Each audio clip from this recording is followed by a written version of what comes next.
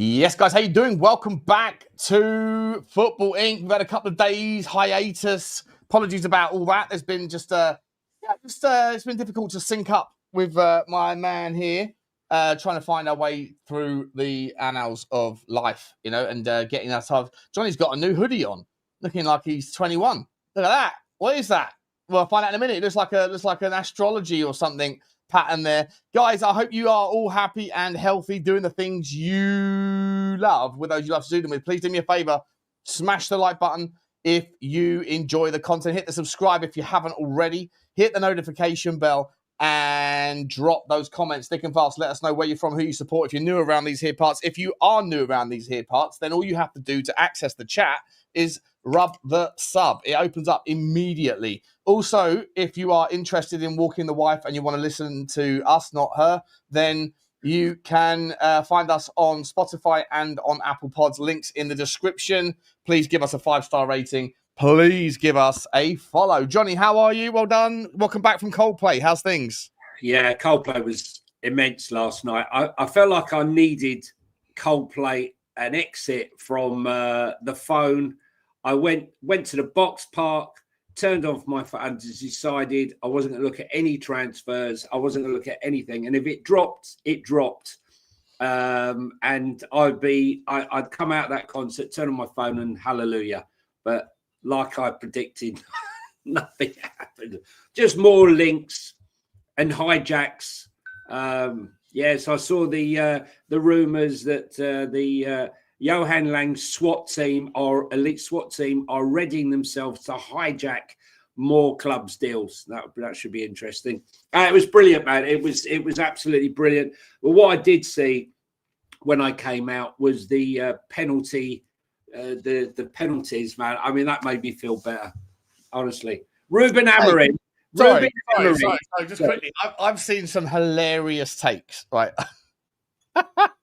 So I thought I was being remotely funny last night when I said just quietly, like Manchester United might actually end up beating our record for lowest games in a season. But I didn't touch the sides relative to Billy T, who came on my channel yesterday for a Change for Tottenham conversation, which was really great. Brilliant. And, but his take was. Jesus Christ! This penalty shoot has been going for 30 minutes. Tottenham have been rejected by 3 players in that time. I mean, top draw humour. 18 minutes of penalties, and Ruben Amorim didn't see a single minute of it because he was kicking the floor like Ange Postecoglou on the touchline. Mate, what is going on with Ruben Amorim? Like, what's that whole thing? Like, I don't want to watch penalties. I find it weird anyway, and I think it's a bit embarrassing. But it's okay if it's one pen. When there's like 30 of the bastards, like what? Well, you can't just sit there looking at the floor in the dugout for 20 minutes. Listen, Ruben Amorim is making Eric 10 months look like prime Fergie. He really is at the moment. And the other thing which I loved was you're playing Grimsby and he's sitting there with his tactics board with moving the magnets around. Have you seen that one? Where he's just shoving the magnet. Mate, you're playing up to? Grimsby. Get up off your arse. Forget your magnets. Forget your board. Right? Honestly, shoving the magnets around. He looks like a guy who's sinking faster, right, than the Titanic. And I'll be honest with you. He's out of his depth, mate. It's a poison chalice. Yeah. And destroys everyone. Bigger men than him. Yeah, it does. But bigger, better, braver, more experienced men than him have tried and failed. Surely United have to pull the trigger soon because they're in 2 competitions now, mate. They've got the FA Cup that doesn't start until January, and they've got the Premier League. That's it. Imagine, let's be honest, they could actually, if they draw 40-game season on the cards. Yeah, it could be us. I mean, it means they'll be fresh. No, there'll be no lethargy. I don't care if they're like fresh fit, mate. Like they are shot. They're so bad.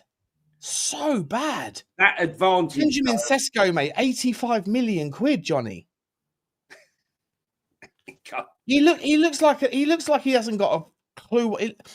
I used to watch him in your club's shirt and think, this guy knows what he's doing.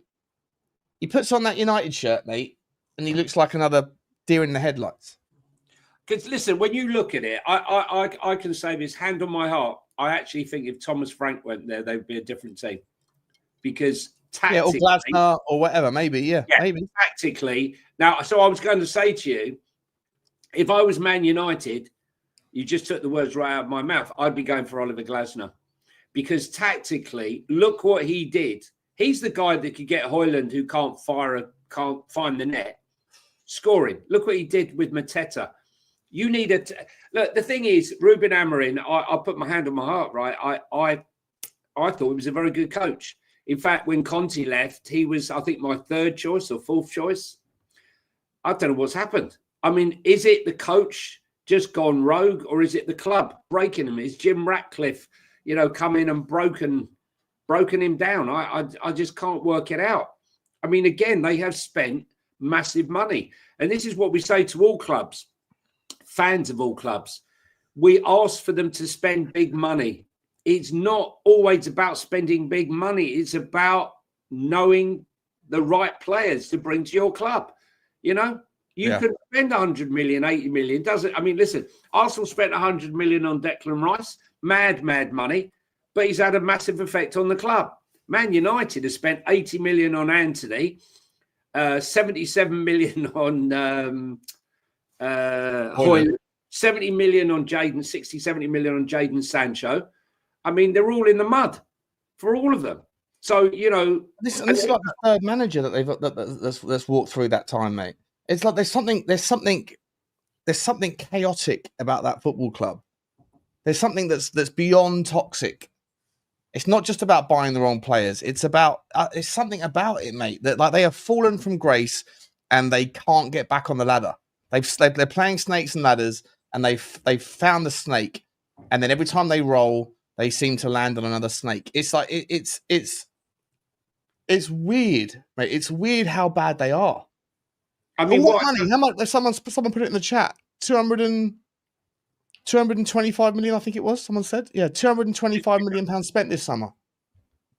Yeah, I mean, could they get caught up in a relegation battle, mate, if they persist with Amorim? No, I think West Ham. Listen, I think West Ham are in the mud. The thing is, I don't know if you guys have seen. Did you see when Brian Mbeumo was taking that penalty? He looks like he passed McDonald's on the way in. Yeah, he's got a beer belly. Brian Mbeumo. Yeah. I mean, what's happened there? I mean, a player should be ripped.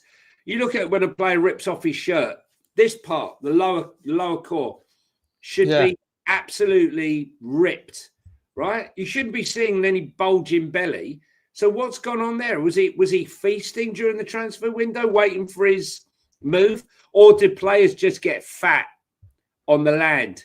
Not fat in India, but fat on the land once they get that magic 70 million pound move, 200 grand. He was probably chubby before he went there, but I mean, he's always had a massive arse on him. He's always got that. Waymo.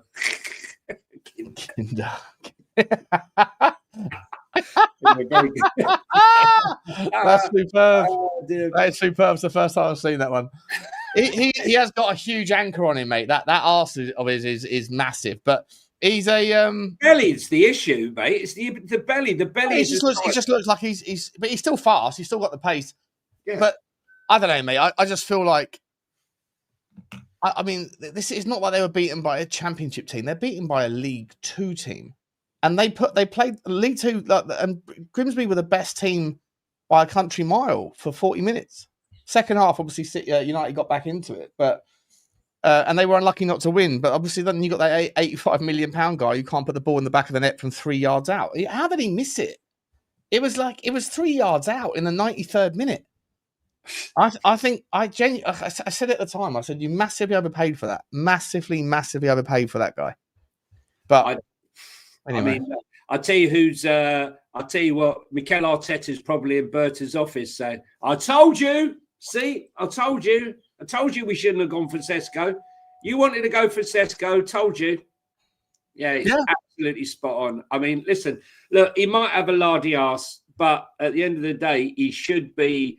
When you're playing for Man United, you've just spent 75 million. You should be absolutely ripped. And I don't succumb to this notion. I mean, I look at someone like Richarlison, for example, and Richarlison's body shape, his cut and everything is absolutely ripped within an inch of his life at the moment, which it wasn't before. He looks completely different build. And I think Brian Obama needs to start getting on the weights and stop looking like Akin Fenwa, because that is not acceptable to see a beer belly on a player that's just signed for a club like that. How long do you give Ruben Amorim? Well, we put that sketch up, didn't it? How long it's taken for new managers to win 2 games back to back. Arteta was 2 games. Pep was 2 games. This one? Frank was 2 games. Yeah, you just had it. Yeah, that one. That's the one. Yeah, right. It's now 31 games. Yeah, 31 games. I mean, we're including League 2 opposition in that. I mean, really, 31 games to win 2 games back to back. I mean, like he's out of his depth, mate. And it's just like the optics of not having the balls to watch a penalty shootout. Like the optics of that, mate. It's embarrassing. You're a grown man. What are you doing? He couldn't have, maybe because maybe Ratcliffe made a phone call to him saying, mate, you lose this penalty shootout. You humiliate us, I'll humiliate you. But is it just like a superstition that he's got that he thinks good outcomes happen if he doesn't watch them? And if so, then it's slightly more okay because superstition is whatever. But if it's just I shit myself, I don't want to watch it. It's one thing if it's a single penalty, mate. But like 18 minutes, he was looking at the dugout floor. Like, what was he thinking? What was he doing in that 18 minutes? Someone's feeding him. Don't worry, we scored that one. Yeah, they scored as well. Well, that one was missed. Oh, we missed 2. Like, I mean, it's just. And the other guy, look at the chalk and cheese. The other manager was having the greatest time ever. He was laughing. He was joking. He was bantering with his 18-year-old wingers. Like, they're all having it's like they're down the pub having a bit of fun. Whereas Amorim shitting himself. I don't know, mate. To be honest, if I'm a United fan this morning, and let me know if you're in the chat if you are. I don't even know if sacking him is like what's the next? What are you going to do? You're just going to pay out another 40 million quid in compensation or whatever it's going to be, 20 million quid in compensation. You bring someone else in. If it is going to be Glasner, you got to pay Palace a fortune in compensation. Then you got to pay him a compensation. You got to pay him a big contract, a big bonus, whatever else. Then there's no time left in the window, so you're stuck with what has been an Amorim-style squad build, right? They've been building everything around a back 3 and wing-backs formation, which isn't necessarily how every manager wants to play. And those that do want the option to go to a pivot, to a back 4 at times. It's only Amorim that plays Amorim, Conte, and maybe, I don't know, half a dozen other managers around Europe that play back 3 all the time. So United have built their entire squad around what Amorim wants. Are they now going to sack him and then hand it over to someone else when they can't do anything until January? All that expense when they're already potentially under the cosh of FFP and PSR? To me, Johnny, I think the whole thing at Man United is in disarray, bro. I think it's absolutely shocking. With Sir Jim the Hitman Ratcliffe, getting rid of 300 plus staff, sacking the tea lady, getting rid of this one, getting rid of Fergie, saying there's no money, we're on the brink if we don't cut, then go and spending £225 million and delivering that is unbelievable. For me, the tactics ball, though, just it needs to tune to it, right? Looney Tunes. Like, just what are you doing? You're moving magnets around. There's someone put in the channel, it looked like he was playing battleships, right? With his ball. Right? I mean, it's madness. It's absolute madness. Grimsby sunk their destroyer. Yeah, it's the sign of a guy who has literally gone past the brink, I'm afraid. But you're right. What is going to happen if they sack him? Look, at least he doesn't look at his feet for the entirety of the game and grunt. So Benny Hill, yeah. Absolutely,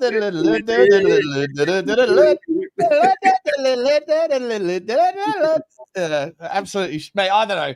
Listen, if you're a United fan, let us know. I watched Football Terrace last night on the One channel, and I had the draw for the League Cup which we're going to come to next. We have got a load of transfer news, views, and clues we'll get to. It's going to be probably going to be a long show today, guys. We've got to go through the weekend's results. We've got to do the scores on the draws with that. We got Roy Viking, who predicted a fascinating couple of. He picked your boy. You know, everyone criticised Roy. Everyone had a crack at him for going for picking Richarlison. Gets a couple of assists, a couple of extra points for the chat. We'll deal with that at the end. So it's going to be a fairly long show. So strap yourselves in. But let's start. Just to add, right?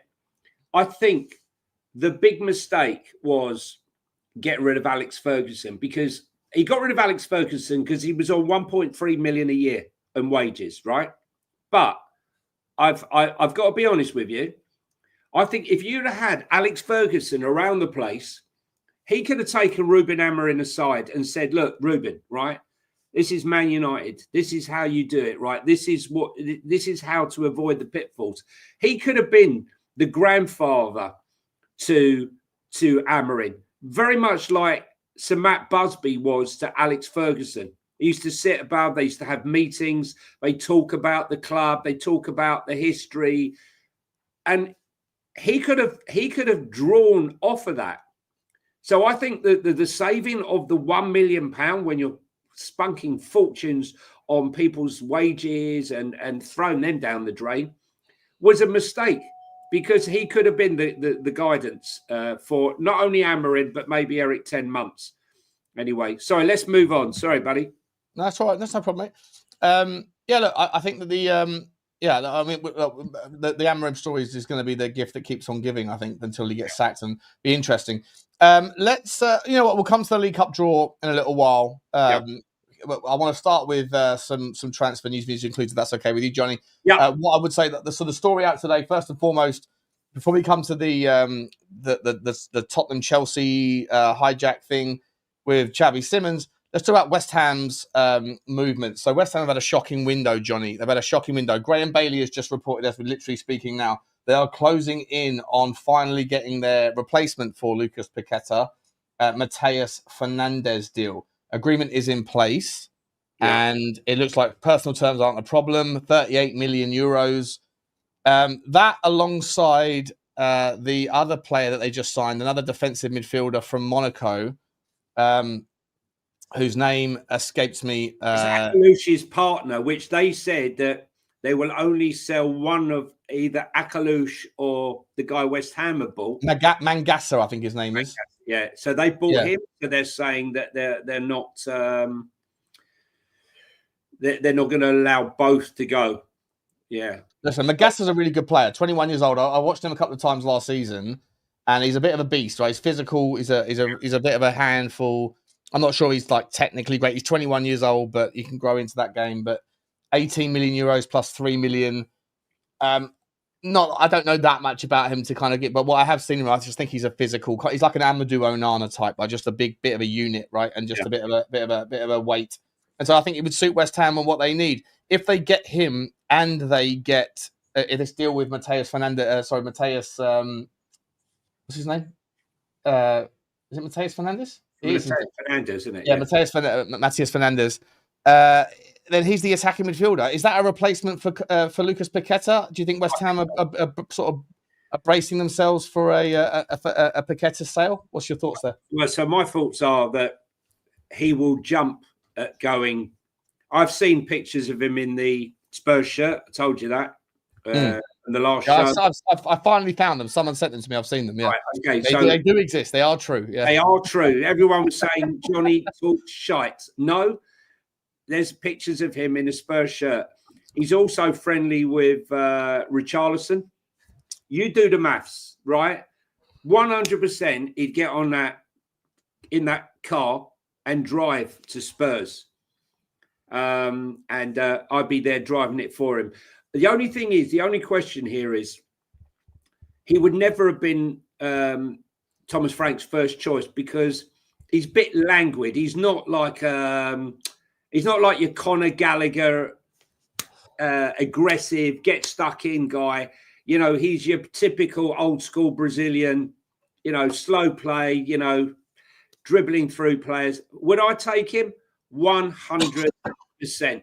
He's exactly what he's perfect for what we need. Perfect for what we need right here, right now. And you know the song, right here, right now. And that is exactly what we need. That boy Slim stuff, mate. Yeah, he is a he's a passing guy. Here's the question though. We also found out last night that the Savio deal was a big fat waste of time. All of that shit. I spoke about it for ages. Like to me, I believe, and I think you disagreed with me at the time. I don't know if you still feel that way, but it's irrelevant. I've always felt like we were wasting our time on that one because I just felt I've got this instinct that tells me, and I could be wildly wrong, but I think that revenge is a dish best served cold, and that Manchester City have a bit of a vendetta against Tottenham. So I never expected it to happen ever.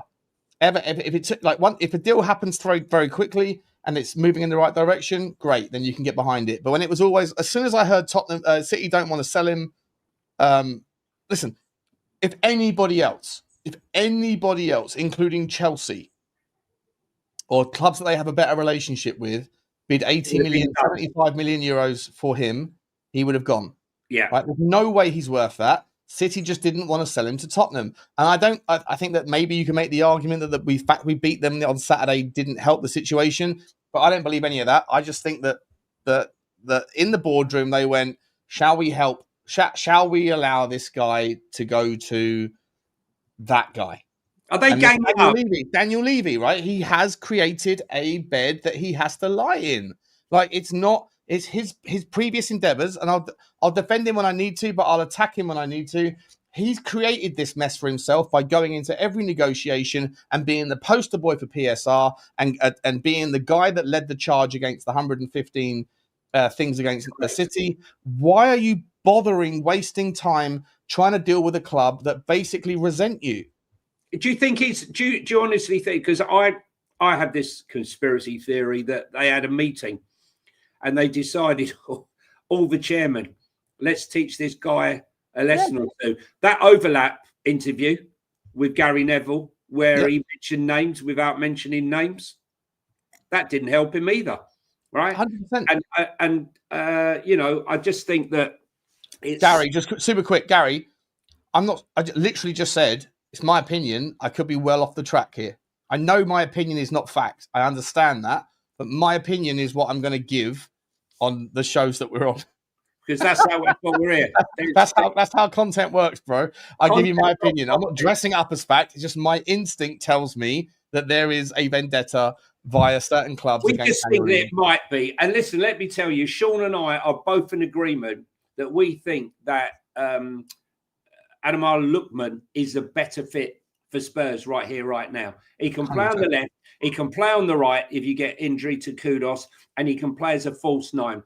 He's been scoring goals. Hang on, Tottenham have now we've officially bid, have we?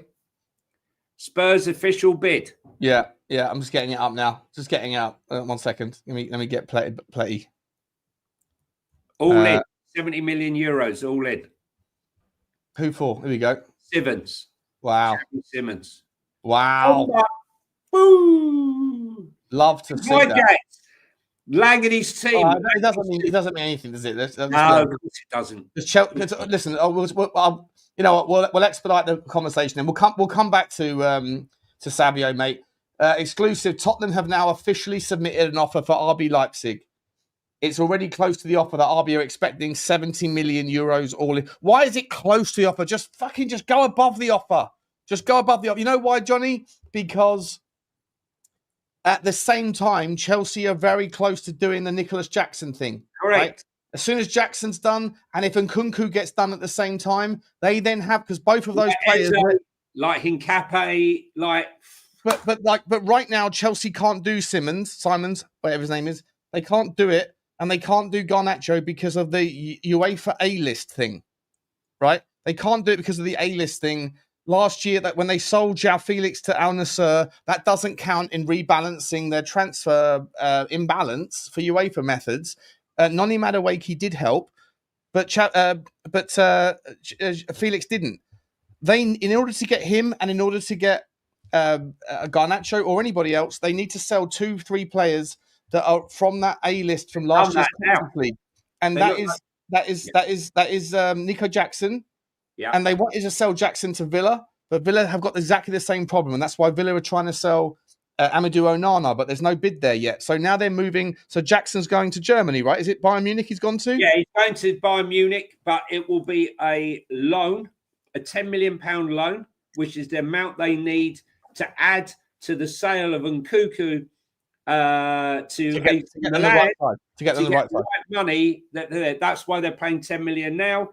A loan with an obligation, and AC Milan will be a straight purchase.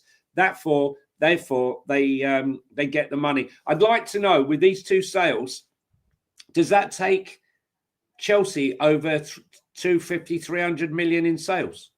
What have they got in sales? Yeah, I'll get up. I'm just changing the title of the show. Spurs. 1 second. I wish I could change the thumbnail as well, because this is a bomber.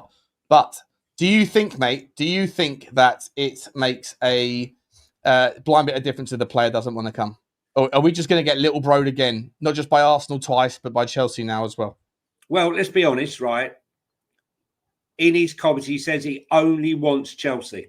He's repeated it over and over again. Other clubs have come in for him, and he said no. Bayern Munich came in for him. He said no. I only want Chelsea. Are we saying that he's going to turn down Bayern Munich, not wait for Chelsea and come to Spurs? Or is he using us as a stepping stone? He's 22 years of age. So.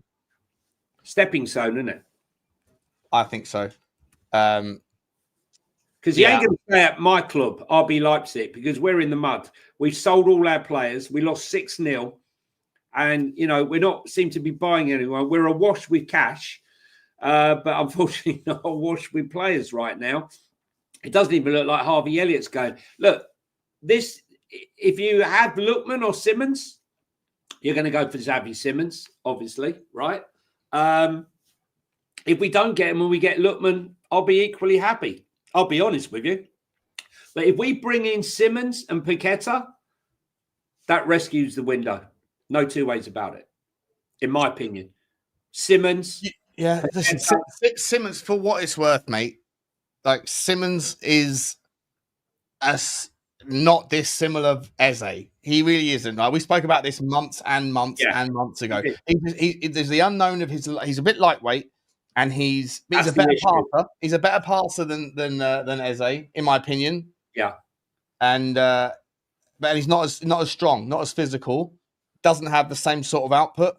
But I think he's a better fit for the 8. If you're going to get Simmons, then you don't need Paqueta, in my opinion. Right? You can make the argument, go and get both if you say that Tottenham need 210. That's the problem. That's the problem, isn't it? We need a proper squad. And if you can go and get Simmons and Paqueta, that doesn't solve the left wing issue, because Simmons can play off the left side, but he's not the left wing that I want. I need an outlet, I need an output. And I need a guy that's a take-on specialist. And Simmons wasn't that as a left winger. Eze wasn't that as a left winger. But someone like Savinho was as the creator, the kind of the direct guy. But Lookman is my guy. Lookman is my guy, Johnny. I've been saying it for months. And we're big fans. I know you are as well. I know you are as well, mate. Yeah, if we can get Simmons and Lookman. If we can buy hook or by crook, but I can already feel myself. I'm getting excited, Johnny, but it's stupid because he doesn't want to come to us. What are we doing here? Help me, Johnny. Help me. Look. The thing is, when he was at PSG, he was like hot stuff, right? I used to watch him and go, "Oh my God!" When he was a 20-year-old kid, he then surprisingly goes to RB Leipzig. I'm thinking, what's a weird move? Paid 50 million euros for him. I think it was 24, 25 last year. Yeah. But did you see him at Eindhoven, though? I don't know if I remember him at Eindhoven. I'll be honest with you. I remember him at PSG. But what I'm saying to you is they've only had him a year. They paid 50 million euros for him last year. Are they going to sell him for 70 million euros right now? 20 million euros upshot? I don't know. Who? Is Xavi Simmons? RB Leipzig. Yeah. Pay whatever that you've got to pay for him. Got to be 70 million. You're not going to get look. The fact they paid him 50 million for him last summer, there's no way they're going to let him go for less than 70. They need to make proper money off of it. Mate, at PSV, he was Did you see Club Brugge last night? I know you wouldn't know because you were out. No, you were out, right?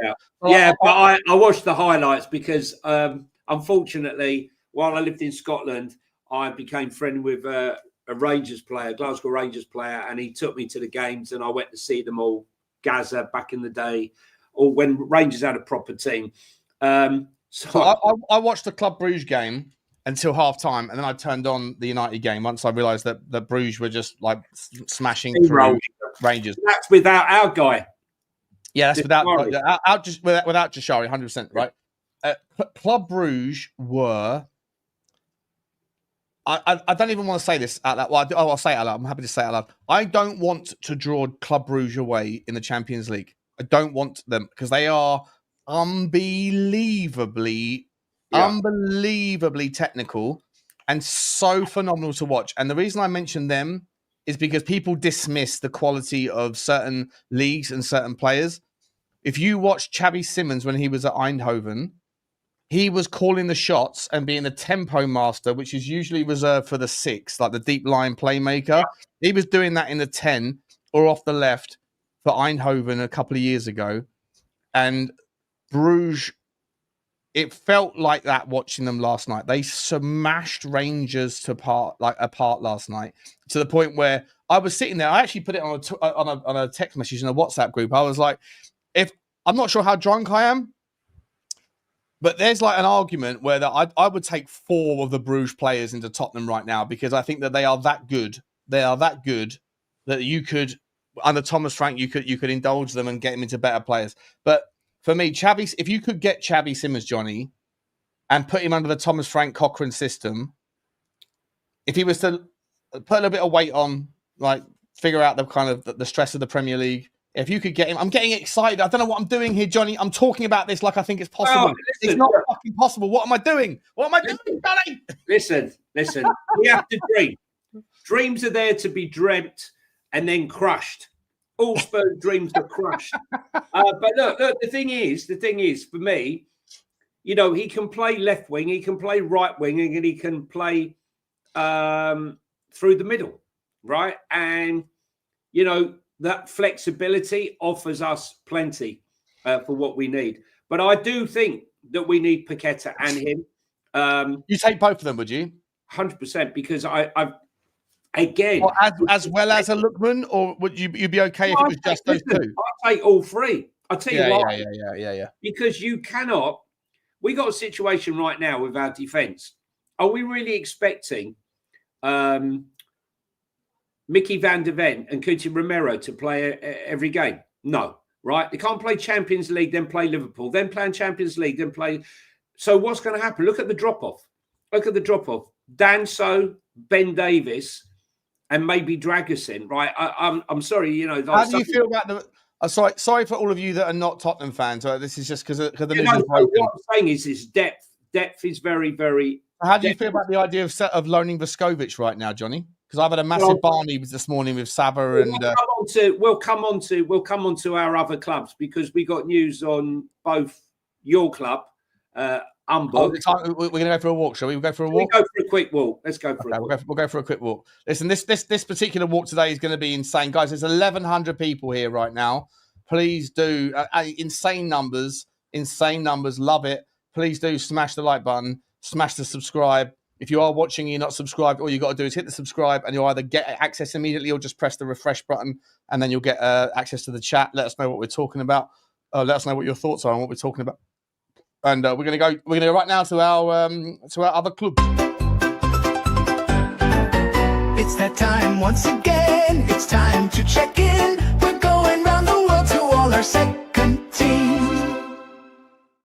Right, let's start with Hamburg. We mentioned it already. Hamburg looking to take Vuskovic on loan.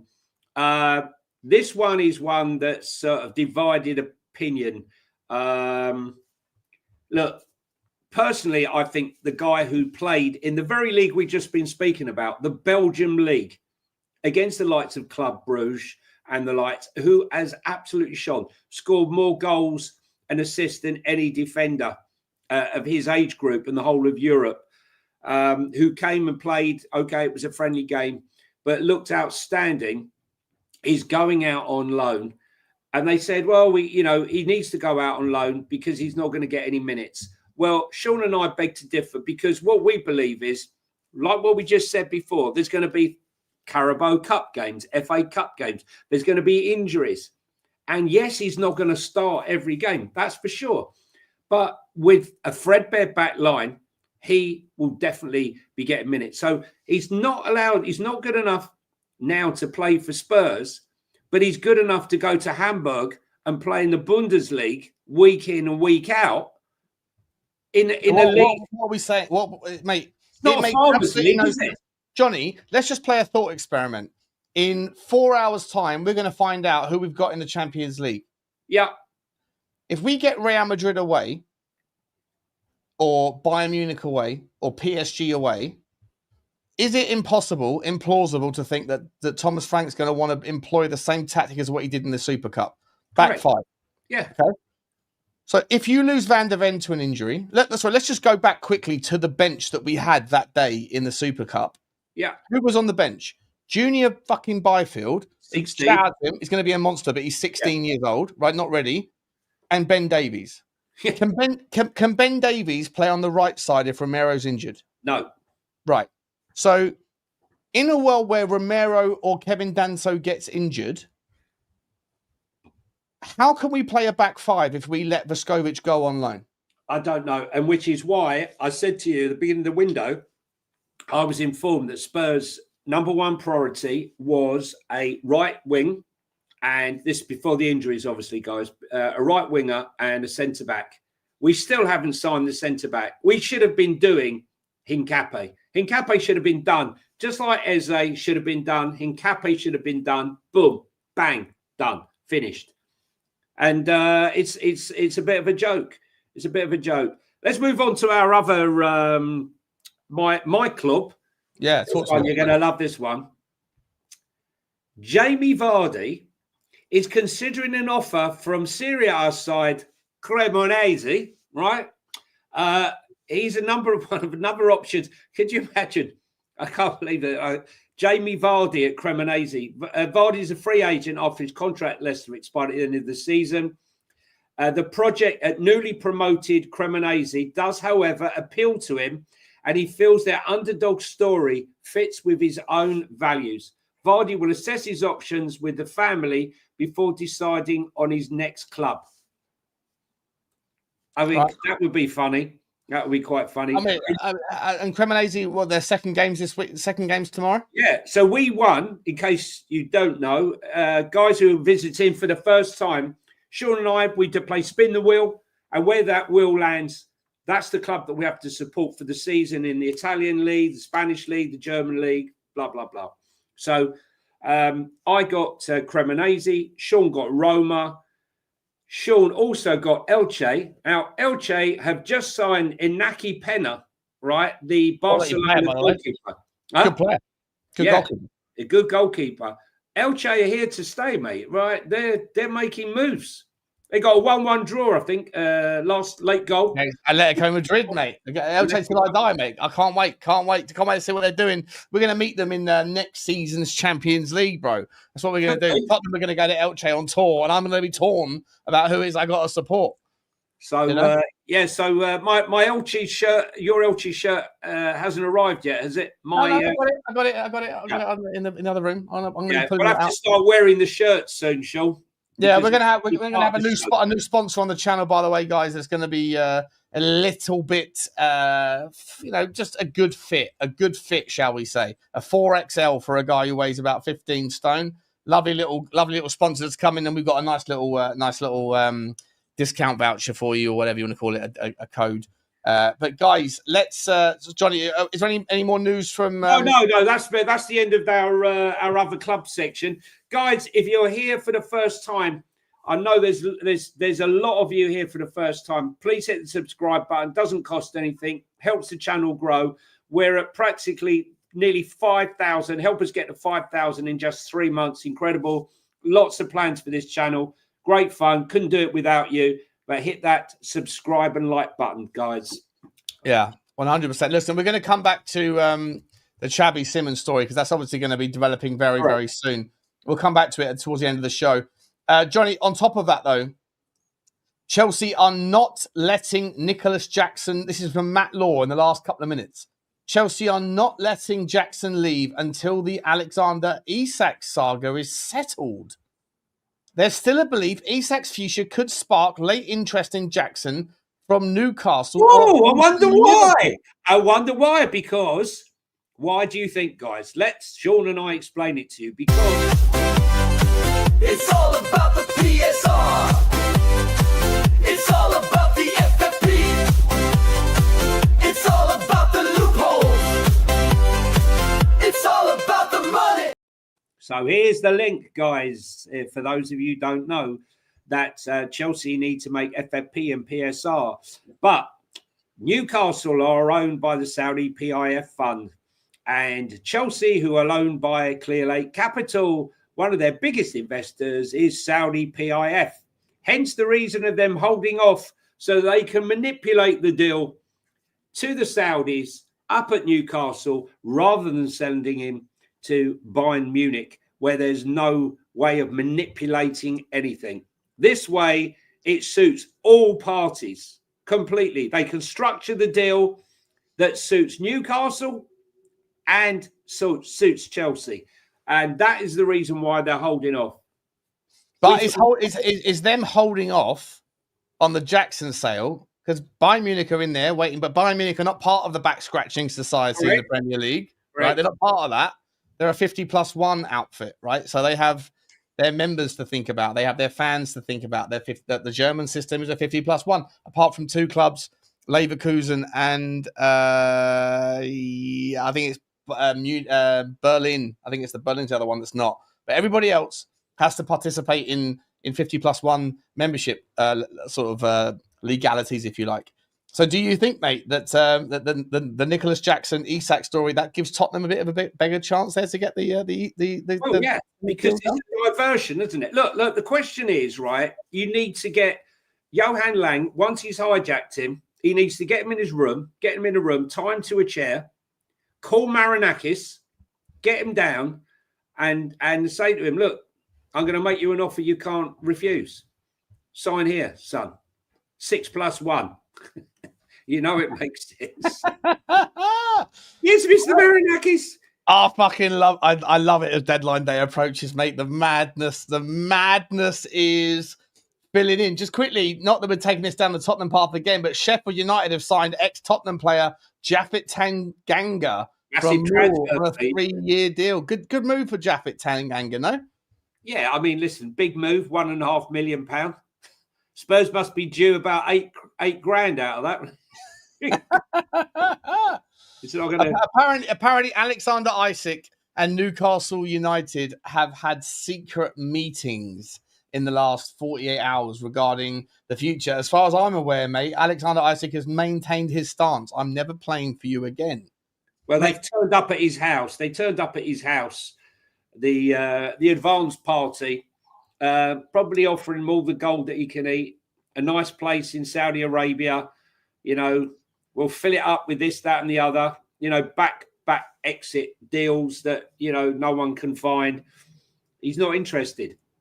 I think the bridge has been well and truly burnt. The problem is now, can Liverpool manipulate it or screw it? I did say to you before, who's going to be left at the Garden Gate at the end of this window?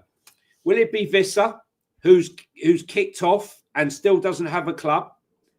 And still Strand Larsen's doing the same thing at Wolves. Yeah, or Strand Larsen scored 2 goals to knock West Ham out of the Carabao Cup, and then immediately turned around and apparently told to his boss, "I want to go to Newcastle." But Newcastle can't do that deal until they know what's happening with Isak. Well, then you've got Isak doing the same. And then you've got Garnacho and Javi Simmons camped out in their cars outside Stamford Bridge, waiting to do the deal. Who is going to be the one left holding the baby when the window closes? Who doesn't have a club and has to go back with the tail between his legs? Do Spurs at least one or two of these players that have kicked their like thrown their toys out of the pram, at least one or two of them, and there's lots of them, but at least one or two of them are going to have to sit there and go, I'm sorry. Can I come back and play? Who was the player? I'm trying to remember the transfer. Was it a West Brom player that turned up at the training ground? Yeah. Oh, what was his name? Odom Wingy. Odom I Wingy. can't remember. He had to go back. Yeah, that's it. Odom Wingy syndrome. Yeah. He had to go back with the ball between his legs. And I can see it happening again, which is why Spurs are sniffing around. Spurs have sniffed an opportunity. I mean, this isn't planning. This isn't planning by Spurs transfer committee. Nah, not at all. This is opportunity. You've had months. Johan Lang has had months and months and months. January, February. All right, let's forget January. It's busy. February, March, April, May, June, July, August. 7 months. And you're looking in chances. Opportunities. Yeah. It's not. Yeah, but listen, at the same time, this is not me defending it because I agree with you, but the counter argument would be that Thomas Frank came in, different manager, different style, different expectations, different demands, yada, yada, yada.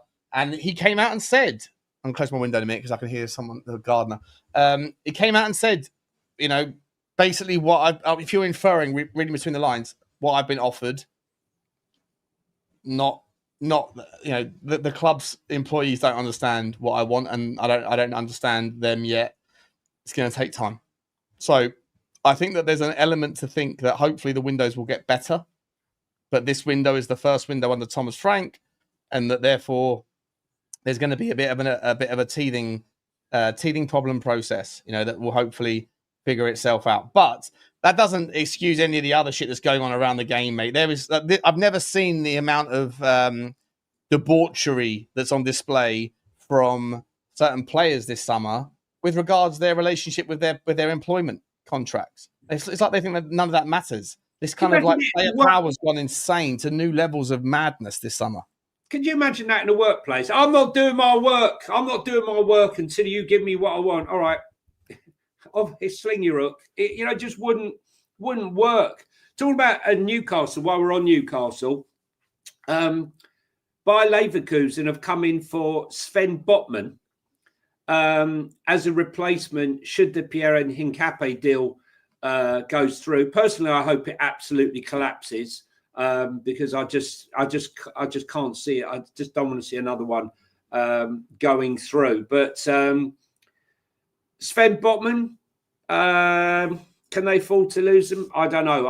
I think he's a player that definitely offers something to Newcastle. Whether or not Newcastle can't afford to lose a defender. That's what I'm saying. That's what I'm saying. We can't afford to lose any others. I mean, in the Hincapié deal, Arsenal move for Hincapié is complicated directly by the links with Jakub Kiwior also leaving the club and being able to tie in a deal with Porto. Although Crystal Palace are sort of lurking in the background. Kiwior. Yeah. He doesn't want to stay in the Premier League. It's weird, isn't it? How often do you hear a Premier League player saying, if I'm going to leave, I'm going to go overseas? You don't often hear that. You hear the opposite. If I'm going to leave, I'll stay in the Premier League, but nowhere else. You hear that with Basuma. Oh, by the way, we haven't spoken about that. The Basuma deal's apparently fallen apart. Well, what did I tell you, Sean? That he was injured. I said to you, he's injured. I did say before he came out, he's injured, and that deal might be an issue. I don't think we should sell him anyway, mate. If you haven't got a midfielder, I don't rate the idea of if Polinia will get injured. By the way, he will, and hopefully it's not a long term. But if he does and when he does, I don't fancy Archie Gray stepping up against Jude Bellingham. Do you? I don't fancy him stepping up against whoever, like PSG. Having to handle any number of about 8 players in that. I think that Tottenham need you can only let go of Bissouma if you have someone that's a capable fill-in. And right now, Tottenham are not looking for 6s or 8s. So, do you know what? Can you believe? Right?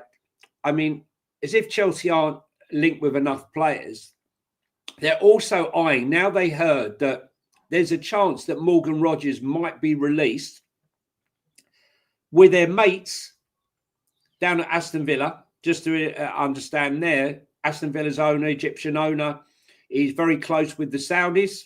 Hence the reason why You got John Duran going for 75 million euros out to Saudi, and then 6 months later he's in Turkey. We'll look into that deal. Chelsea are now eyeing Morgan Rogers as one of their top targets towards the end of the window. I mean, £80 million. But again, that's a deal that they could restructure between themselves and Aston Villa, of course, to suit both themselves out. But Chelsea, they're locked in talks with Garnacho, Chelsea. And I've got to be honest with you, Sean. Do they need him? 35 to 40 million, because Man United are desperate. They need the money. Yeah, but will he ever play? Will he ever play? Yeah, I think 35 million is a fantastic price, right? I know he's a dickhead. Is he? The only reason he wants to leave United because he didn't like the fact that he was dropped for the final and that he played 50 games last season for United and still wasn't happy with his minutes. How is he going to get anything like a happiness ratio playing at Chelsea when he's already competing with players that they've spent twice as much money on in the likes of Jamie Gittins? You know why he wants it? I'll tell you why, because of Enzo Fernandez, right? That's exactly why, mate. His mate, right? Okay. He wants to play with his mate. He only wants Chelsea. But I'm telling you, Chelsea played an absolute blinder with this one, because when you look at the price, 35 million for him is going to be an absolute bargain. Only if he plays. No, but I think he will play, mate. He's still young. When's he going to play? Listen, let me tell you something. Cole Palmer, 45 million, absolutely class signing. But Estavo, right, the Brazilian kid, they only signed him ahead of Barcelona and Real Madrid because Chelsea promised him the number 10 position. Who owns that shirt right now? Yeah, Palmer, yeah. Right? I think Estavo will be the best Brazilian. I've said this before. Will be the best Brazilian that's ever played at the Premier League. That's a fucking hell. That's a fucking strong call, Johnny. It is. I know it is. But fair enough. But Garnacho, we know about Garnacho. We know about him. They've just spent twice that money on Jamie Gittins. I know. Like they're storing up players. Garnacho's a nightmare when he's unhappy, and he's unhappy at United because he's not playing enough, and he wants to go to Chelsea where he's not going to play. He's going to play a fraction of the minutes that he gets at United, that he got at United. It doesn't make any sense. None of it makes sense. None of what Chelsea are doing makes sense. That's why on this show, if you're here for the first time, I nickname them eBay FC, because all they do is buy and sell players and play occasional games of football. But they are the World Club champions. Oh, to have a sugar daddy, to buy me lovely things. Another player, please, oh daddy, what will tomorrow bring? Tell me, Sean, joking aside though, can we play the other tune? Is Garnacho a pothole? Yes or no? You better watch out for the pothole, 'cause it's something to avoid. Don't ignore all his issues. Don't ignore all the noise. Yeah, he's a pothole for me. It was a stage. I'll take it. There was a stage, where, some people think he's a pothole and others. He's very much divided, but he's one of those guys. Some people think Paqueta is a pothole, sure. Paqueta's not a pothole. What the fuck are you talking about there? Paqueta's not a pothole, but Paqueta's a whole filler, mate. He's cement. He's granite. He's tarmac. Would you want to have a bet on it?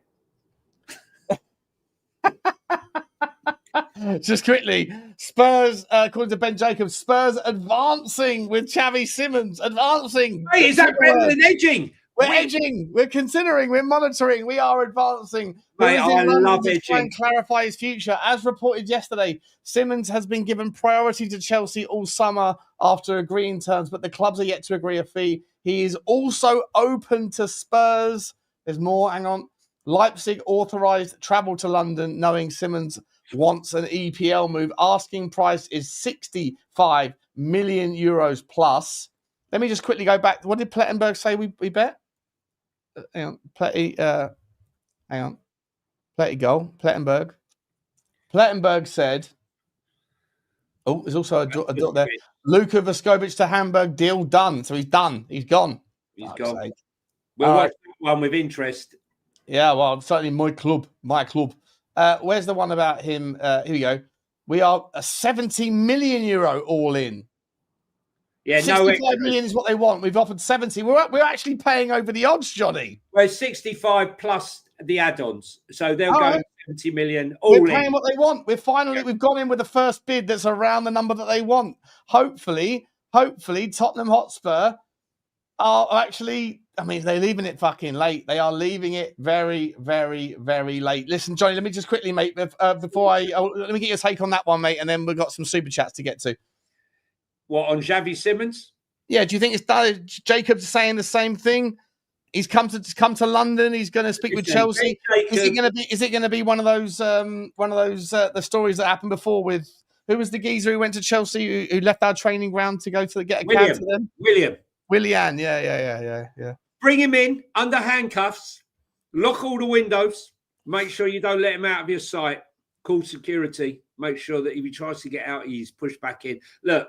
All Ubers are blocked. Shut down the Uber app on everyone's phone. Calling security, Mossad security. We need. Look, at the end of the day, Xavi Simmons on one side, kudos on the other side. Paqueta in the middle, a very fit Richarlison right now, with Paulinho and Bentancur. Mate, I'm getting on the left-hand side, Lookman, yeah? On the left-hand side, Lookman. We're going to have a look, but listen. We can, look, Xavi Simmons can play on the left, mate, and he can play on the right, and he plays as an attacking midfielder. Kudos can do the same. Simmons can do the same. That's what you need, flexibility, because when you have the injuries, you can't afford to have a drop-off in performance, and these players are equally adept on each side. I mean, listen, Jed Spence, right, is playing fantastic as a left back right now. But the problem is you sacrifice what he offers in an attacking context because you know he's going to have to cut onto that other foot to deliver that final ball. If you played him in his true position as a right back, right, obviously you're not going to do that with Pedro Porro, but you will not only be seeing that defensive quality, but you'll be seeing that attacking threat where he's crossing the ball on his strongest foot. So kudos and Xavi Simmons, should there be injuries and they have to swap over, they'll still be able to perform maybe to a lesser extent, but they will be dangerous. And the ability to cut inside. We need, listen, Simmons on his own, fantastic, but you need Simmons and Paqueta. One of these is not enough. I was told we have between... Well, hang on. You're asking for Simmons. You're saying Simmons more as a winger, then, right? Well, if we only were going to listen, I'd sign Simmons, Lookman, and Paqueta. But what I'm saying to you is, if we only sign Simmons, okay, but pick two of those three. Pick two of those three. I'd have to buy Simmons and Paqueta. Yeah. Really? Yeah. Interesting. So you'd rather have? Okay, wow. No. Listen, I'm a big Lookman fan. Right, but I just think that Simmons can play left, right, or attacking midfield. But if you unless you're telling me you're going to play Simmons as a 10, and then that's what I want. That's what I want of him. Yeah, well, I'm happy with that as well, Sean. You know, I'm happy with that. I don't see him as a left winger that we need for our style. I didn't see Eze in that role either. I need a left winger to do left winger things, and the guys that can drip in and play as a 10, to me, they're cut-in specialists. I want a guy that's equally capable of going on the outside. I don't think Simmons is that guy personally. Show me how many games did he? If you get it up on the transfer market and have a look, how many games he played last season on the left, the centre. I'm not sure. I'm just inquiring as to where he predominantly moved to. Yeah, Basuma move is done and dusted, guys. Well, at the moment, it wasn't anything to do with him not offering enough balloons. It was purely down to the fact that he's carrying an injury. So he plays most of his minutes in the 10, but where does it show that? Sorry, hang on. There you go. That's this season. 1 second. Last season. Here we go. Let's have a look and see what. So he played 13 games in the 10, 1 game as a second striker, 10 games as a left winger. But he's a left winger that drifts in, similar to Eze, right? Yeah. So what I'm saying is, with Thomas Franks, this is what we spoke about. Thomas Frank being a top coach, and that flexibility to change tactics on a consistent basis means that Xavi Simons fits perfectly into this system of changing, whether it's on the left, cutting inside. Look at his output, Johnny. Yeah, 38 GA in 58. Yeah, right? It's fantastic. 38 and 58. That's almost like 0.6 per game. Yeah, Eredivisie, 27 in 34, 0.7 per game. Listen, my son said to me, Dad, don't worry about losing Eze, because getting Xavi Simons is much better. He's younger, and I reckon he's a better player, and he'll offer us more, and we'll get him for the same money. And he's not wrong. No, dude, I know Eze is your boy. I get it. Yeah. I mean, I've been consistent. As much as I rate him, I would have loved him. Yeah. The world doesn't end with an Eze rejection. There's lots of players out there that I think are better fits. I see Eze in the 10, and I want a left winger that's someone who's scary and takes people on. And Simmons to me is like an Eze who wants to cut in more. But so we're going Simmons, and so basically, right. No, of course I would take Simmons and Paqueta right now. Of course I would, of the 3. But if you're offering me pick 2 of 3, Lookman, and then one of the other 2 for me. If your club has ambition, Sean. Yeah, you get all 3. Right? Because you have injuries, change of formation, of course. Champions League, Premier League. And then you sell Maddison next summer. Correct. 100%. I buy all 3. I think we've got 130, 140 million plus left to spend. I worked out. We've got a lot of money. We've got at least 150 million to spend, mate. That's what I reckon. At least 100. I reckon we've got 200 million if we want to. Plus sales, right? So I reckon that we could, in fact, do all 3. Yeah, I agree. Make a statement and potentially go for a loan with an obligation as a defender. Shall we do the super chat, Sean? Yeah, the super chat. Guys, there's been there's 1,250 people here right now. There's been 1,310 people at one point. It's insane numbers for a small channel. If you are watching, just please smash the like button, and also just hit the sub button, and then you get access to the chat. Big up to you all. Tony Rodriguez, big up to you, member, for 2 months. The incompetence at Tottenham Hotspur is effing appalling. What the F are they doing? Well, hopefully we're scrambling, but we'll scramble well. Hopefully we'll scramble well. But to be honest, Tony, I'm not getting my hopes up. I feel like I am the way I've discoursed. But sorry, I just saw BSD 150 million plus sales. Make it 150.1. Yeah, very good. Yeah. Go on. Who's the others though? Appreciate you, Tony. Patrick McGorry. Oh, massive super chat, mate. Thank you so much. He says, Spurs transfer policy makes me want to hide in a dugout staring at the floor like Ruben Amorim. If you get out your... Mate, he's had a good window. What's his excuse? He's got no excuse at all. Patrick, mate, whatever you do, don't sink to the point of getting out your battleships while you're watching the football, yeah? Let's not play tic-tac-toe on a digital digital iPad. Definitely not. Thanks very much, Patrick. Much appreciated. Very, very cool of you, Patrick, mate. Very, very nicely, man. What a legend. Dean Law, the super sticker train. Well, it has commenced. Big up to you, Deanie. You're always here, mate. You're always here. I don't know what you do for work, mate, but you must work from home, because on every stream, no matter time, night or day, you're always here with a super sticker. We very much appreciate you. Tony Rodriguez has come back in as well, saying Lang must be sacked. He is a fraud. I think that's expected, isn't it, Johnny? Well, yeah. I mean, the only problem we got here is his mates with Thomas the Frank Engine. And I think what will happen is I want to see Fabio back, and I want to see Gabonini back, doing his thing. Remember Gabonini, he's former Udinese and Watford director. Where is he now? Well, I think he's in transit advising now. But he was the guy that brought in Destiny Udogie from his time at Udinese. He was the one that made it possible. But Tony, thanks very much. And that's coming from Tony in Sweden. So there's not in deepest, darkest Peru, in lightest, sunniest Sweden at this time of the year. But other times of the year, it's deepest, darkest. Appreciate you, Tony.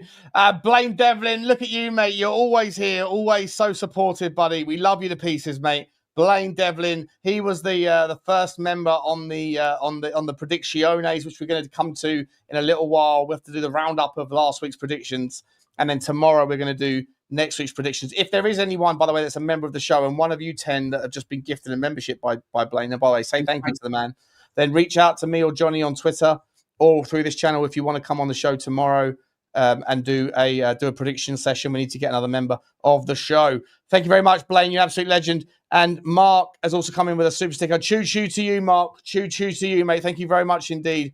Really, really appreciate it. Mate, it's turning into a bit of a spicy afternoon, mate. There's 1,300 people here, and we are we getting excited? Is Tottenham about to let us down? Are we going to have our hearts broken again, Johnny? Is our hearts going to be broken? I mean, honestly, you know, I mean, I'm fed up edging, nearing, approaching, interested. We've had it all as Spurs fans. You know, we need it now. We need it. We just desperately need this signing. And one is not going to look. Is it a top signing? You bet. Right? Is it enough? Definitely not. Definitely not. We know that as a I'll first. take it though, mate. If there's only one more signing to come in, and it's Xabi Simons, bro. Let's just pause for a second and remember Xabi Simons. Like having a moment of silence. No, we were all talking about Xabi Simons in like dream world scenarios. If there's a chance that he ends up wearing a Tottenham shirt, mate, that's a massive deal. That is a massive. I say to you, Sean, if you remember, I've said it the last show and the one before.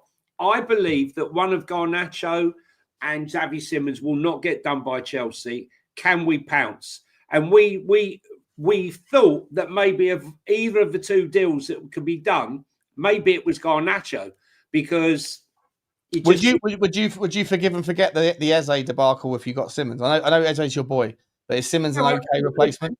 Is it like you get cop blocked for a 9 out of 10 by your biggest archest rival in the bar? Or you got your eyes on that bird and you think you got a chance, and she's telling you got a chance, and she ends up going home with the geezer who lives next door that you can't stand for other reasons. But if then the next day or the next week you go down to the same bar and there's the guy who lives the other side of you on the other house, and he's also a donut, and he's been twerking for her for ages. If you end up with that girl in Xabi Simons, are you okay? Is your pride restored?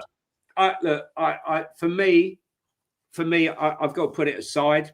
As I said to the guy on TNT on Saturday, you know, you got to move on. I'm gutted, but I move on. It's yesterday's news.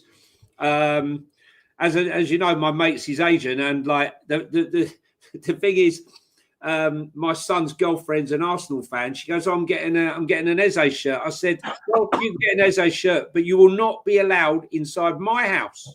My house. My club. My club with that shirt. It ain't happening. Right? Anyway, look, the thing is with Simons, it's a signing that brings so much to the club as far as GA attacking. But I honestly believe that our club, our first team, could beat anybody in the Premier League. Liverpool, Arsenal, I do believe. Right now, everyone we've got on this team, if we were playing anyone under Thomas Frank, we could beat anyone. But as soon as you get down, scratch away at the surface, we've got problems. Arsenal have addressed it with incredible depth. Liverpool, as we said before, haven't addressed the defensive issues. We said it before the season started. They haven't addressed them. And look what's happened. They conceded 4 goals. you and I spoke about Manchester United. Unless they address the goalkeeper situation, they're going to be in serious issues. We've said it before. This isn't after the event. And look what happened. Last night, 2 goals conceded by Onana, 2 poor goals. And we know that Spurs need a left centre-back. We know we need a 10. We know we need a left winger. And I don't want the window to close. We've yet another window where we close saying it would have been a good window had we not, if only we'd got a left centre-back, if only we'd got the left winger, if only we'd got the 10. Can't do that anymore, right? We won the Europa League.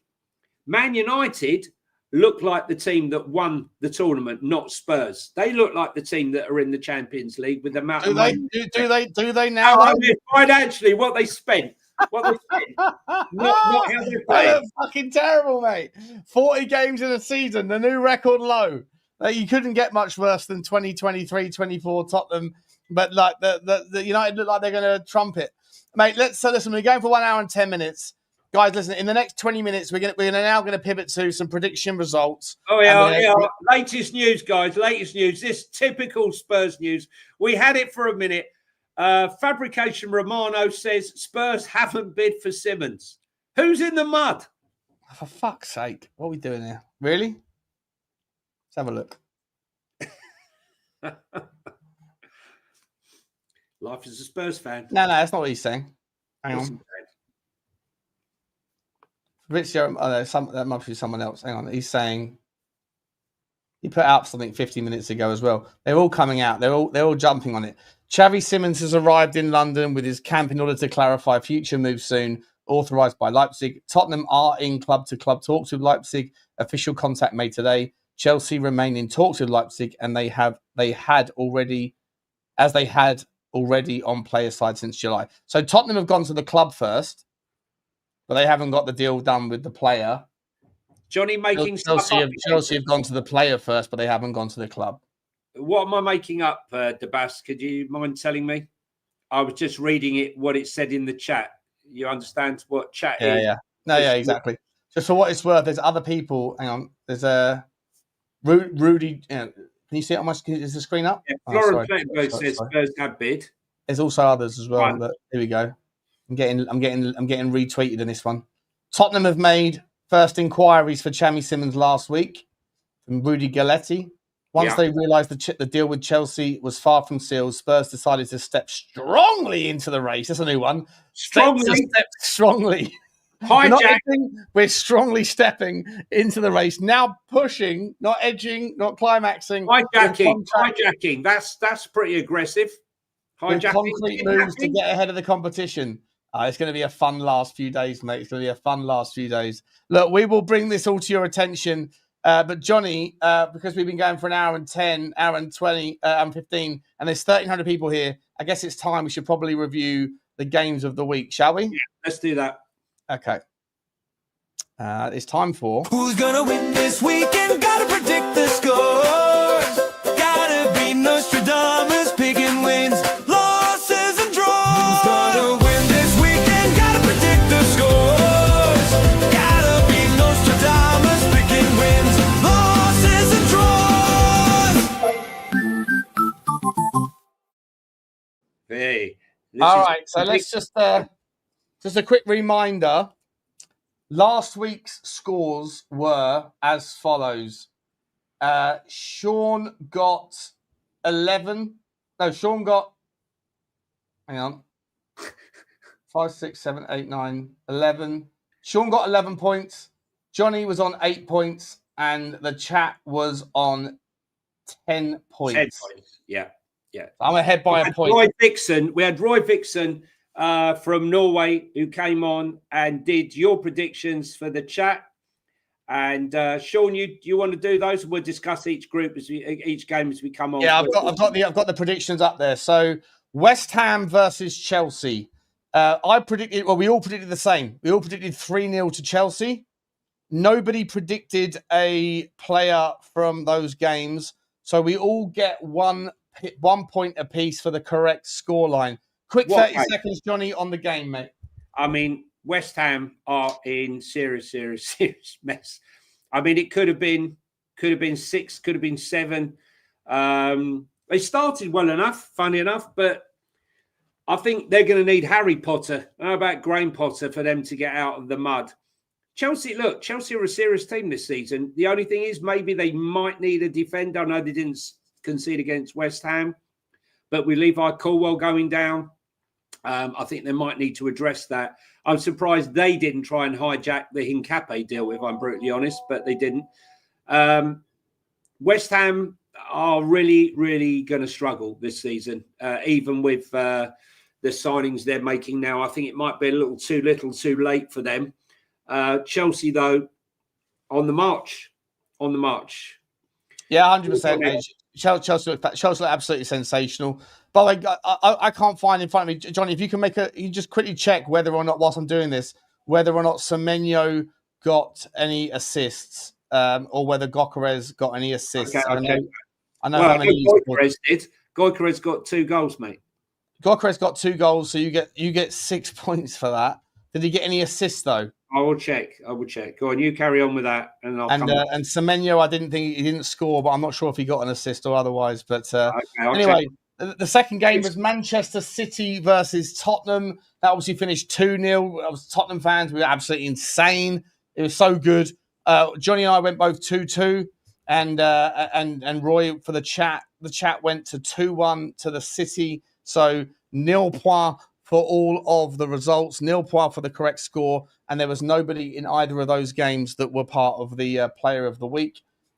Sensational stuff from Tottenham. And if you were watching that game and you're a Man City fan, you should really have some concerns about the goalkeeper. You should have some massive concerns about the strategy, and you should have some concerns about players like Ray and Cherky that just didn't look like they were doing anything at all. Tottenham basically snuffed them out, in my opinion, and figured out very quickly that they were the better in the team, and that once they could kind of man-to-man marking, some of the man-to-man marking that was on display from across the team there was sensational. And we were the worthy winners, in my opinion, Johnny. Yeah, I mean, honestly, apart from the first 20 minutes where Mamouche was absolutely destroying Pedro Porro, we just grew and grew and grew into that game. I just think that, if we can take these sort of performances into our next few games, we could have a really good season. But that's why we need the depth. He's performing these results and these performances, having just been there 7 weeks and not having all the squad members that he needs. I think we're going to be. I think we're going to be a force. Obviously, his consistency is going to be the problem, and the problem's going to come when we play 2 games a week. But I'm really liking the relationship between Mohamed Kudus and Richarlison. That seems to be flourishing. And let's hope we get some more in. By the way, Semenyo got 1 assist, Sean. 1 assist. He got me out of trouble. Thank you, mate. Thank you for looking that up for me. I just want to quickly see Ben Jacobs. Apparently, he's also sent another update. Another one, or is this the same one as before? Let's have a look. Ben Jacobs has. No, we've done that one already. Appreciate you though. Next up, my man, is the. Where am I? The next game is Bournemouth versus Wolves. I said 2-1 to Bournemouth. You said 2-1 to Bournemouth, and Roy said 1 apiece. So Roy gets 0 points. We get 1 point each, and I get an extra point for the Semenyo assist. Mate, I mean, Wolves down to 10 men after 49 minutes. Early goal for Tavernier. Again, Bournemouth look good, and Wolves looking a little bit. I don't know. I mean, Wolves are a very difficult team to predict, mate. They were so nice in the Carabao Cup game during the week. There was the way that they came back. Strand Larson, he's looking to leave the club. But Wolves look like they've got that player Bueno, who I wasn't even familiar with Bueno, but he looked brilliant against West Ham. But against Bournemouth at home, Bournemouth to me looked fairly comfortable. They look comfortable. They are doing very well considering. We thought in that first game, having lost Kirkez, Zabani and Huysen to 3 top clubs, that they were going to struggle. And defensively, how can you possibly sell all those players? And then they sold their midfielder striker to Brentford. who's got off the mark. But they're finding a way. Iriola's a top coach, mate. And I think Bournemouth might surprise a few people. I think they desperately need a signing, though. They definitely need. And they could struggle unless they pick up some players. I think they'll give Spurs a good game on the weekend. Look, I can't wait, mate. Can't wait for that game. Literally, I don't like to wish my life away. When you get to 41 and you've got the health issues that I have, every day's a blessing, and it's a lovely day outside. So once I finish here, I'm going to go and take a walk. I've got some big shows like this afternoon, but I can't wait for Saturday, Johnny. It's going to be sensational. It's going to be a really exciting game. Let's move on to the third game of the weekend. Oh, sorry, the fourth game. Burnley-Sunderland. Everyone got this one wrong. I got it wrong. You got it wrong. And Roy got it wrong. We all thought that Burnley's summer and Sunderland's outperformance in the first game was going to tell a tale. But that wasn't the case at all, mate. Burnley absolutely walked them off the park, in my opinion. They were a far better team, and they ended up winning. What did they win? They won. Is it 2-0? Let's have a look. I can't find it. Here we go. They won. 2-0, and it wasn't even questionable, was it? No, I tell you who's really looking very good is that Cullen in midfield. Yeah. He had a really, really good game. He's one to keep an eye on if you're doing your fantasy football. Yeah. Cullen, nice and cheap, could be the one to enable you to put bigger players in up front. Burnley, look, we know like Burnley signed 13 players. So they've made a lot of investment, and it's not going to come together like a jigsaw puzzle very, very quickly. But what they did have last year, Parker does have a very good defensive setup. I did think that Sunderland would do them after we played them, but Burnley, fair dues to them. I'm looking forward to going to Burnley next season. It's an absolute nightmare getting there to Burnley, and it's one of those old grounds falling apart. Doesn't look like it's been touched in 100 years.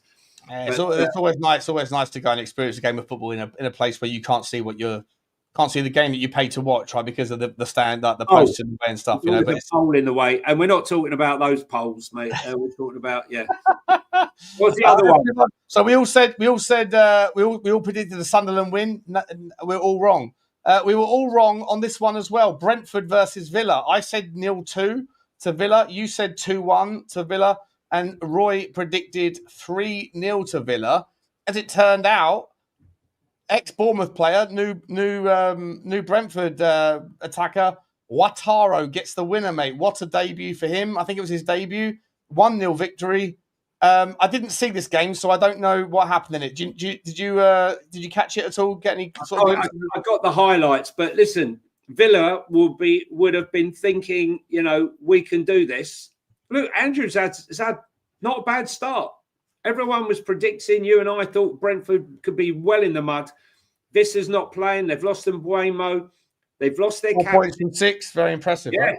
Yeah. Very impressive start against the Villa team that was expected to win that. We thought they would struggle. Brentford do have a good home record, so it'll be interesting to see how they perform on the road this season, Brentford. Still think they need probably a couple of signings, especially if Visser doesn't play. If Visser stays, comes back with the tail between his legs, they'll be fine. Next up is Arsenal against Leeds. I went for 3-0. You went for 2-1, and Roy went for 3-0. So that is 1 point apiece. Reality is, mate, that even the most aggressive of us with Arsenal's victory couldn't quite have put it quite the way it went. 5-0, and you've got 6 additional points there from your very clever prediction of Gyökeres getting off the mark. He got a penalty. He is a penalty merchant, but he actually played better in that game. Yeah, and Leeds were just thoroughly outclassed, and Arsenal looked dangerous, right? Listen, I mean, it was men v boys. They might have signed a couple of centre backs, but they're going to need to be smarter than that. And Fark, the manager, is going to need to up his game. The highlight for me, though, above all of the 5-0 and everything, was seeing Max Dowman come on and play. I've got to tell you, I heard so much about this kid, right? We got this kid. He's 13 years of age, playing and bossing the under-18s. You hear all these stories all the time. But I'm telling you, right, honestly, I don't think I've ever seen anything like it. He's our Yamin Lamau. I'm a Spurs fan, right? That kid does not believe he's 15 years of age. That kid has got the mentality of a 24, 25-year-old. He believes he can beat anyone. Some of the skills out on that right wing when he came on as a sub were absolutely sublime. And when you have Ethan Nwaneri there producing a player like that who was like talked about as generational talent that Chelsea tried to nick, Max Dowman is levels above that. You know, Spurs need to start producing players of a higher caliber where, you know, Arsenal are here and Spurs are here when it comes to producing youth. No two ways about it. Even the ones that don't make it are going to big clubs for big money, 30 million, 25 million. Smith Rowe, Nketiah, Alex Iwobi, the list is endless. Anyway, moving on, enough praising Arsenal. No, listen, they were very, very impressive. So you've taken a 6-point lead there because of your prediction and well done for Gyökeres. Crystal Palace, Forest. I went for 1-1. You went for 2-1 Forest, as did the chat via Roy. I got it nailed on, and you guys were on the wrong side. So 3 points to me, 0 to you, 0 to Roy.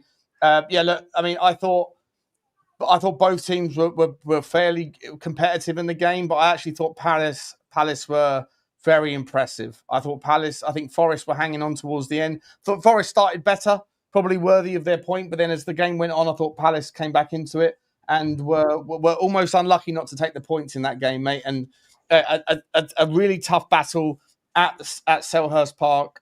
For me, Palace are a difficult team to break down, even losing what they've lost, and Forest even gaining what they've gained. A really interesting battle of two teams that I think are still chomping at the bit to get in and amongst that sort of 7th, 6th, 7th, 8th spot. I think both of them have got a fair crack. I was expecting a little bit more. Not expecting a little bit more. I was curious to see who of these two teams would, if one of them dominated the other, I think it would have told its tale maybe for the season. But I think a battling score draw was probably right. And as I picked it, I'm going to be, just dusting myself off. It's a difficult pick. It's a difficult result to pick, that one. And 1-1 was a good result from both teams. Yeah, look, I think Oliver Glasner's an absolute top coach. You know, I would have been very happy to have him at Spurs. I'm a big Frank fan beforehand, but Glasner would have done me just as well. It was a great game. I think the highlight of the game, funny enough, was the banner put up by the Crystal Palace fans. Marinakis with a gun to Morgan Gibbs White's head, with John Textor with the clown's nose on. I thought it would be feistier, funny enough. I thought it would be feistier. It was nowhere near as feisty as the other game we'll come to at the end. But I think Palace will be fine this season, even without, Eze. They'll find a way. Glasner will always find a way.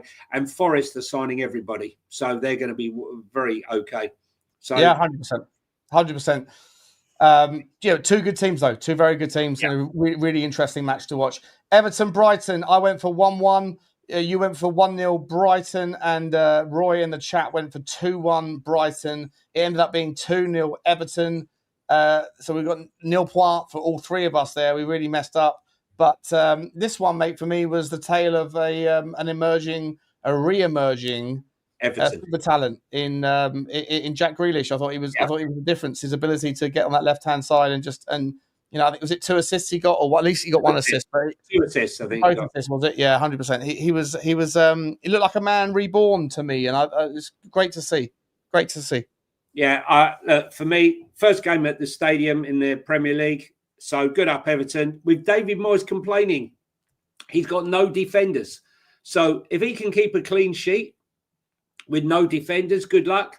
I think Welbeck missed a penalty, which might have affected the result a bit had they scored it. But it is what it is. We move on. Brighton need to find their feet. I don't think they can afford to sell Baliba right now. They need to start believing in some results. The next game, Fulham versus Man U. 1-1. What did we have, Sean? Fulham versus Man U was, I had 1-2 to United. You had 2-0 United, and Roy had 1-0 Fulham. Wow. So I think Roy was closer, mate. I think Fulham were the better team, if I'm entirely honest. I genuinely, so we all got 0 points for what it's worth. We all got 0 points. But once again, Man United, I mean, they had the opportunity. Missed penalty.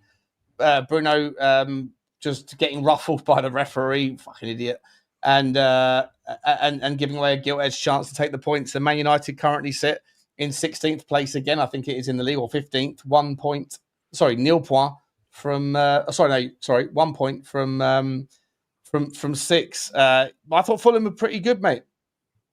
Considering they've got no signings, or one signing they've made, and Pereira looking like he's going out, so they've not added anything to the squad. In fact, they've got less because Reece Nelson was there last season, and as we're speaking, he's more linked now with Crystal Palace than he is with Fulham. So they've actually got less players than they had last year, and that was a very good result. And let me just say, I've seen some decisions in my time, but that bloody the first penalty where Shirley Bassey pulled him down was 100% a penalty. But at the other end, when he's gone up for the ball, Yeremina, wasn't it? Yeremina has gone up for the ball. He's got 2 hands on the back of Calvin Bassey. He pushes him and wins the header. It's the most blatant foul before a goal I've ever seen, right? You're not going to see a clear away. You don't even need VAR for that. You can see it clear as a bell. They didn't give it. VAR ain't fit for purpose. And one last mention, the rat, Bruno Fernandes, right? Mate, cut it out. Cut it out. We saw the good side and the bad side of him in just a few days. We saw the bad side of him. He's going to take the penalty. He's walking back and he bumps into the referee. And he picks up the ball and he starts going like this, berating the referee, mate, just get on with it. You kick the ball over in Rose Head. And then we saw one of the worst penalties I've seen in a long time, by the way. It was terrible. It was a Johnny Wilkinson penalty. And those who don't know Johnny Wilkinson, he was a rugby player. But midweek yesterday, we saw the better side of him when all the Man United players run down the tunnel to avoid the embarrassment of that defeat. He went to protect Brian Mbuemo and put his arm around him and take him down to the dressing room. So we saw the good, the bad, and the ugly of Bruno Fernandes. Yeah. But the game of the week, Sean, without any doubt for me whatsoever, was Newcastle-Liverpool. And boy, was that game fiery, huh? Oh, it was an amazing game. I'm devastated because I picked 2-2. And you went for 3-1, and so did Roy. So I end up with 0 point, and you guys get a point each. But it was only from a last-minute goal from the 16-year-old Rio. Whatever his last name is. What's that? Ngomo, isn't it? Nguma, whatever. Yeah. But a fantastic finish for him. Fantastic step over. I think it was by Gravenberch, was it, that stepped over the ball? That was brilliantly timed. What a game! Fiery, feisty. Anthony Gordon, absolutely extraordinary when he's on the ball. He's fantastic, but he's got this horrendous aggression in him. And what he did, I mean, listen, if there's any player that deserves to be kind of cut down a little bit, then it's probably Virgil van Dijk, because he's an absolute bozo to people in most games. But either way, sloppiness from him basically cost Newcastle the game to a degree, although they fought back really well. Amazing game so early in the season, Johnny. Yeah, I was really pleased to see the guy who I tipped to come out and be one of the breakout young stars of this season for Newcastle, William Osula. Great finish. Danish boy. Those who follow us, by the way, cracking finish. Those who follow us, who've been following us here for the last 3 months that we've been going, will know that I've mentioned this young Danish boy numerous occasions, that if Isak goes, they've got someone waiting in the wings who could be a fantastic talent. And he came on to score. And then, fortunately, this kid, Rio Ngumo, however you pronounce his name, who's been a sensation pre-season, an absolute sensation. He looks a little bit chubby, by the way. Yeah, but listen, He's got a bit of timber on him. Don't look 16, mate. He looks. He doesn't look 16, but he needs to get off the burgers as well, mate, because he should be about a stone lighter than he is. Listen, I'm not saying that from someone that knows better, but I'm just saying he's a bit chubby for a kid. Sometimes you carry it. Look, the thing is, we're going to say it again, and I'll repeat it. If Liverpool do not buy at least one more centre back and the top centre back, they're going to win nothing this season, despite all these comebacks, because their defence is not good enough. 4 goals conceded in 2 games. You can't. They made a mistake selling to Bayer Leverkusen. They left themselves short. Konate looks like his brain's elsewhere again, and Gomez, he's never seems to be fit enough. So it's going to be an interesting one. But it was a cruel finish. But when you go 2-0 up against 10 men, to have them come back to you. Arne Slot was complaining that wasn't football out there. I don't know if he means the nastiness or he goes the long throws. Mate, that's part of football. Get over it. Get over it. Anyway, that's our football roundup. What was the scores? So the overall scores, right? So I got 1, 2, 3, 4, 5. I got 6 points from the predictions and a point for Semenyo. Yeah. Which puts me on 7, plus 11 from last week is 18. Yeah. You got 1, 2, 3, 4 points. That's a shocker. 4 points from the predictions, but 6 plus, so that's 10 plus the 8 points from last week puts you on 18. So we're on level, and then the chat got 1, 2, 3 points from the prediction, plus 2 for Richarlison equals 5, plus 10 equals 15. So, Johnny, welcome back to the leaderboard, mate. You and me are now joint on 18, and the chat are on 15 points, mate. So there's a 3-point gap from me and you. And welcome to the temporary custodianship of Top Spot. I'm taking it back this weekend. You got very, very, very fortunate with you. Well, not fortunate. You picked your spot very good with the 6 points. No fortune in. You knew it was going on. Yeah. Guys, if you're in the chat, please hit the subscribe button, guys. We're on our drive to 5,000, and can't do it without you. It doesn't cost anything. It doesn't harm anything, but it helps us grow. We want to bring you more content, more stuff. We're gonna be giving away football shirts and stuff. We've got lots of plans for the channel. We want you guys to be part of it. So please hit the like and subscribe button. Just quickly, Sean, sorry, I've just lost my page here. I have to get back to it. Hang on a second. There we go. Teams. I just wanted to go back to Nottingham Forest, because here's one that you and I have spoken about for a long time. Nottingham Forest have now directly approached RB Leipzig again for Geerstruder. Yeah, I saw that yesterday. Now underway for the Dutch defender. Sean and I have been big admirers of this guy, who can play right centre back, a 6. He can play a right back. He can play various roles. That will be another fantastic signing for them if they get it. I mean, really a top signing. And they're also now progressing with the move to sign Victor Christensen from Leicester. The Danish international is keen to join a Premier League club to boost his chances of the World Cup in the summer. One player they are trying to get rid of is Ibrahim Sangare to West Ham. West Ham have offered a loan, and Forest has said no interest at all in a loan. It's a buy or on your bike. He's a good player, by the way. Ibrahim Sangare is a very good player. He's very good at PSV Eindhoven.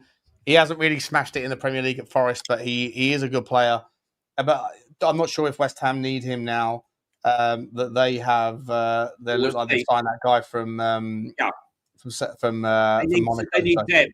Look, Sunderland. Look how many players Sunderland have signed, and yet Sunderland have now made an improved bid for someone that we like, Jean Lacumi, worth 28 million. plus 10% sell-on clause. He'll be a good player, Lukumi. I like him. Lukumi priority target. Versatile player, strapping, strong, bit young, so raw. He'll make mistakes, but if he does come to the Premier League, keep an eye out for him because I think in a couple of years he'll grow into the World Cup. He'll be playing in the World Cup for Colombia. Yeah, 100%. Johnny, mate, we've been going for an hour and 40. I think this is the longest show ever. But listen, guys, tomorrow we're back. We're going to have more transfer news, views, and clues for you. We're also going to have the predictions for this weekend. And we're also going to do the roundup of week 2 from the FPL. We haven't got time to do it today. So expect a long show tomorrow as well. We might even do it via some uploads as well, because we don't want to sort of necessarily overlay everything. But well, I'll say a massive thank you. We've got a couple more super chats I haven't brought to your attention just yet. Thank you so much. Oscar for the super sticker. The train is finishing with you, my man, wherever you are in the world. I think you might be in Ireland. Maybe you're somewhere else, but you're in Euroland somewhere. Thank you very much indeed. Appreciate you, buddy. Mills is saying, good news if we don't get Xavi, we still have Brian Hill, Solomon, and we even get to keep Suma. I think that's being facetious and sarcastic. You never can tell, though. Appreciate you, my man, Mills. Thank you very much, buddy. Very cool of you. And Tony Rodriguez has come back in with the late one. Appreciate you, Tony. Just pay the effing money. The latest, Xavi Simons wants 200 grand a week to complete a transfer away from Leipzig during the summer transfer window. Johnny, super quick. Will Tottenham give him basically, I think Romero has just got above that. Oh, sorry, that's pounds. Romero's being paid £205,000 a week in euro money. Oh no, sorry, Xavi Simons. You're saying he wants £200,000 a week as well. So do you think Xavi Simons is worth second bubble 100%. behind Romero? 100%. Yep. The only trouble is, does that trigger kudos? Does that trigger? Who does that trigger? So.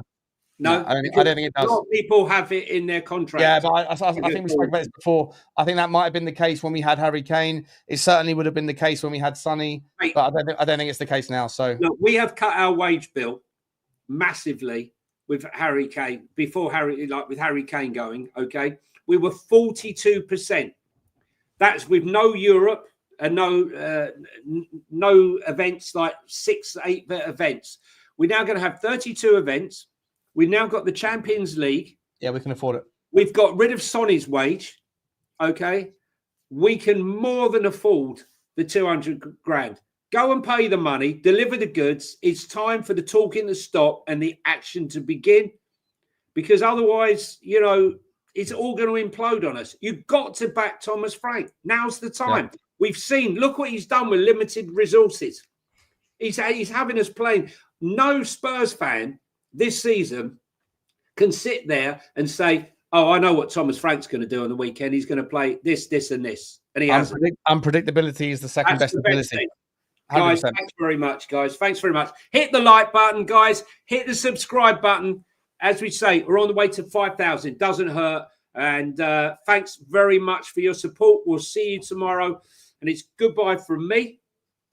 And it's goodbye from that guy. See ya. See ya. Bye.